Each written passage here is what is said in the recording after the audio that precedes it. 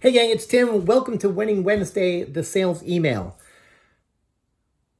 So there's a lot of parts of this economy that are in rough shape. Restaurants, local stores, there's, caterers, movie theaters, that sort of stuff. There's a lot of places where times are just tough through no fault of those business owners. And if you are someone who sells to that audience, you're just going to run into people who are otherwise very qualified to work with you, but at the moment they can't pull the trigger because it doesn't make financial sense, despite whatever the upside of working with you is. And as COVID and an uncertain economy sort of move forward, we are very likely to see that there's going to be more and more of these places.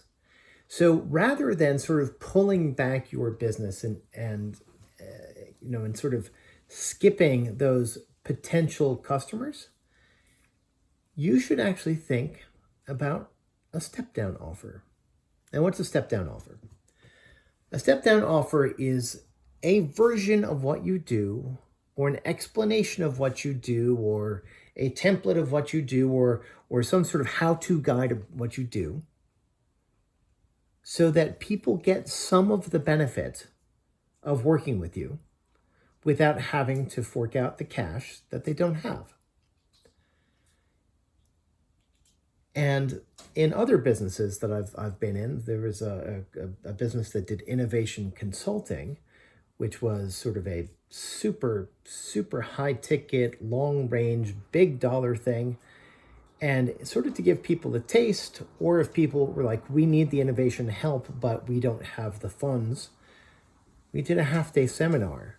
And so obviously it wasn't the same as a 9-month engagement, but it gave them tools and skills to get them ready to take the first steps. And so the idea is that you take part of the benefit of what you do. Maybe it's a process, or maybe it's a framework, or maybe it's just a step-by-step instruction guide. You take some version of what you do and you take out the parts of magic that you add through your service. So for instance, this is like selling the difference between selling a blueprint and selling a house, right? The blueprint tells you, yes, you need all these 2x4s, and it shows you how they go together, but it doesn't provide any of the magic of knowing how to swing a hammer and cut a board. Whereas you buy a house, you get the same, you get the benefit of the project being run by people who know how to swing a hammer and cut a board. So I want you to think about if there is a way that you could have a step down product. So, in my business, I do a lot of one-on-one and group coaching, and those are reasonably expensive. A step down product could be just videos, no engagement, but all of the content, because it's sort of an approximation of what I do. Or, for instance, my wife is a personal chef, and she makes wonderful food.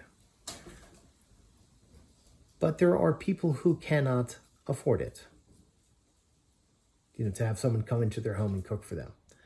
So she makes recipes that she can sell. So she gives you the dish, and she gives you all the steps. And so that's an approximation of what she does. And the idea in both those cases, if I were just to sell some videos, or if my wife were just to sell some recipes, the idea is that people would get exposed to you for some fraction of the price that you normally charge. And at some point, that experience of the approximation is bringing them closer to wanting to work with you. You're showing them the benefit. You're showing them the promise. You're showing them how difficult this is. You're showing them what you know. So, but the idea is that you're actually getting paid to give them some of this information, and that is bringing them closer to being ready to engaging with you. Now, there are some caveats here, things you need to worry about, especially if you have a larger sales force.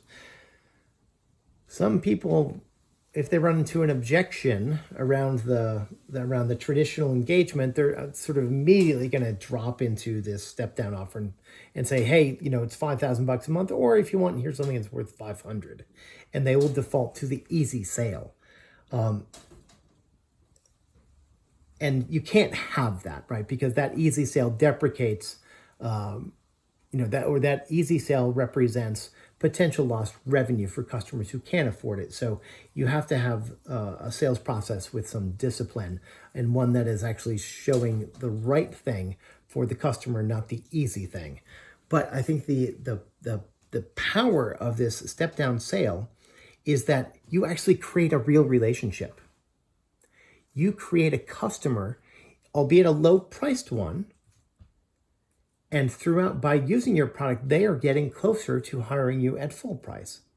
And so this can be a very effective way to sort of build your pipeline for the not so distant future if things happen to be tough right now. And this is something that this is one of my original guides, one of my original strategies for maintaining revenue during COVID. But you can actually continue to do this even though COVID is now sort of an established thing and things are sort of coming back. There are still pockets where people will not be able to afford to work with you, but they are otherwise very qualified customers that can take advantage of your service. So you can make them a full service prospect by getting paid for the upfront offer. So it juices your cash flow, builds a relationship, moves people closer to engaging with you at full price when they are able.